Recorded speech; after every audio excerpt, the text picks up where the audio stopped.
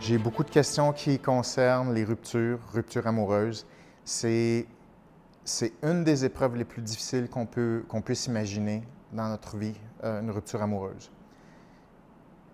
On veut savoir comment faire pour passer à travers.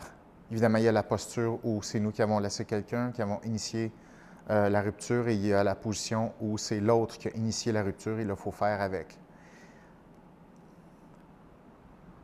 Dans les deux cas, c'est difficile. Et j'ai beaucoup de questions sur comment faire parce que les gens sont en plein dans ce deuil-là de relations amoureuses. Et on veut des trucs, on veut se sentir mieux, on veut que ça passe, on veut que la douleur passe. Je comprends 100% et jamais je voudrais vivre ça ou revivre ça, disons. C'est un moment très difficile. Maintenant,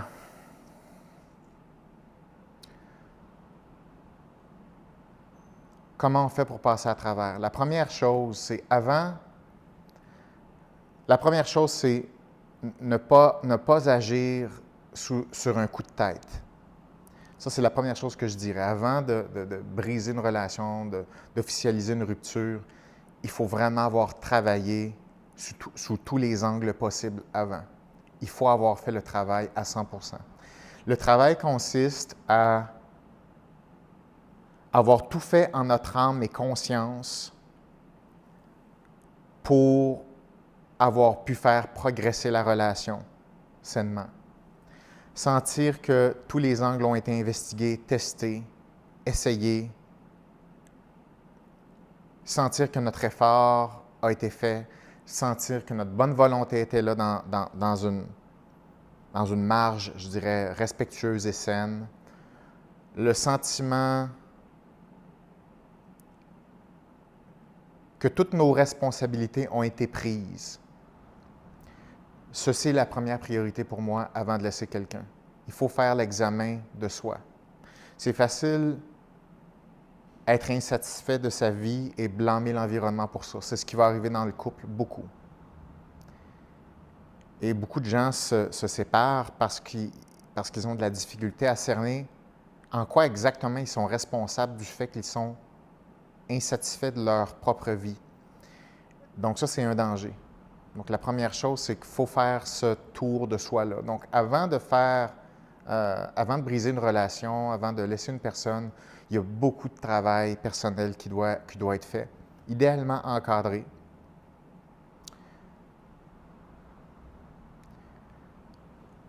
Avant de laisser une personne, il faut se dire, OK, voici les éléments qui me rendent insatisfaite, et voici ce que je dois faire avec mon conjoint, ma conjointe. Voici les conversations qu'on doit avoir. Voici les choses qu'il faut essayer d'améliorer.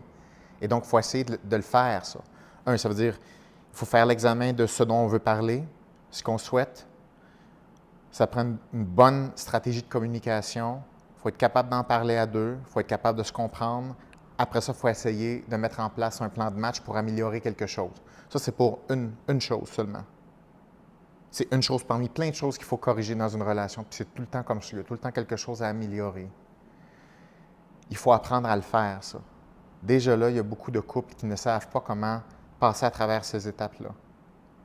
Et donc, si on ne passe pas à travers ces étapes-là, ça veut dire que la souffrance augmente jusqu'à ce qu'on n'ait pas d'autre choix que de sentir qu'il faut briser la relation pour survivre. Mais ça ne veut pas dire que c'était la bonne stratégie. Parce que s'il y a des choses qu'on n'a pas apprises dans une relation, elles vont se transférer dans la prochaine relation.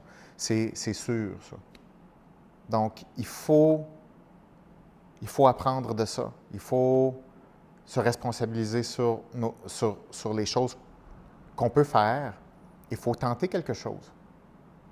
Maintenant, si ces stratégies-là sont faites sur le plan personnel, on essaie de les mettre en place, ça ne fonctionne pas, on met notre cœur là-dedans, on met nos efforts là-dedans, nos stratégies là-dedans, on essaie de faire les choses le plus clairement possible et on sent que ça n'avance pas, que ça n'avance vraiment pas, que les choses continuent d'empirer. Bien là, on peut commencer à se dire, OK, c'est possible que le maximum commence à être fait. Donc, c'est possible qu'on ait atteint une limite de ce qui est possible de faire. Je ne dis pas une limite dans l'absolu, parce que dans l'absolu, si on vivait 1 million d'années, je vous dirais, dans 100 000 ans, sûrement qu'avec l'apprentissage et la conscience, vous allez débloquer quelque chose. Mais c'est juste qu'on vit très peu de temps et on vieillit assez vite. Donc, à un moment donné, il faut être capable de se dire, OK, dans une plage qui est une centaine d'années, ça prend le maximum d'expériences constructives et positives. Donc, lorsqu'on sent qu'on a fait tout ce qui était en notre pouvoir, si on sent qu'on a fait tout ce qui était en notre pouvoir pour améliorer les choses et malgré tout ça, ça ne fonctionne pas, on peut commencer à considérer le fait que c'est le maximum que ce qu'on peut vivre dans ces conditions-ci, dans cette vie-ci. Et là, oui, on peut mentalement se dire, OK, il faut se préparer à une rupture. Dans cet ordre-là, ça serait une préparation qui va nous rendre pas invulnérables à la rupture, mais capables de passer à travers la rupture. Donc, ça veut dire que si on se rend là et il y a une rupture, ça veut dire que c'est le maximum qu'on aurait pu faire et là, il faut avancer. Donc, à partir de cette rupture-là, si on a bien fait le travail avant, il ne faut surtout pas regarder en arrière, il faut avancer. Parce que lorsqu'on s'embarque dans une rupture, c'est une traversée du désert. Et tout ce qu'on veut quand on s'embarque dans un désert, c'est parce qu'on va se sentir seul, on va souffrir et on a juste le goût de revenir sur nos pas, ce qui est absolument normal. Donc, la seule façon de se rendre courageux et de traverser un désert comme celui-là, c'est le sentiment que ça ne sert absolument à rien de revenir en arrière parce que le travail a été fait. Donc, ça prend une conscience et une certitude que le travail a été fait. C'est la seule raison qui fait en sorte qu'on fait un pas en avant plutôt que des pas en arrière. Et lorsqu'on est dans une traversée du désert, c'est dur. Peu importe quel travail vous avez fait ou pas avant, c'est dur. Et là, moi, ma recommandation, c'est qu'il faut prendre les moyens pour essayer juste de traverser le désert. Pas le traverser bien, le traverser point. Se rendre de l'autre côté est déjà extraordinaire. Et donc, souvent, j'ai des questions de personnes qui disent « Ah, je fais telle stratégie là, dans ma rupture. Est-ce que c'est de l'évitement? Est-ce que je suis faible de faire ça? » Quand on est dans une grande période de souffrance, on veut juste continuer à avancer. Donc, je pense qu'il faut être plus indulgent sur la façon dont on a d'avancer, juste de s'accrocher, de ne pas revenir en arrière. Et je vous dirais, presque tous les moyens sont bons. Si vous avez besoin d'être entouré beaucoup, parfait. Vous avez besoin de vous faire plus plaisir que d'habitude, parfait. Vous avez besoin de pleurer, parfait. Vous avez besoin de toutes sortes de petits moyens pour passer à travers une autre journée, on le fait. Donc, je pense que l'idée en situation de rupture amoureuse, c'est tout faire pour ne pas revenir en arrière si on sent que le travail a été fait. Et avec le temps, et ça c'est sans surprise, le temps va faire en sorte que ça va confirmer le fait qu'on a bien fait de se sortir de là. Mais il faut se rendre.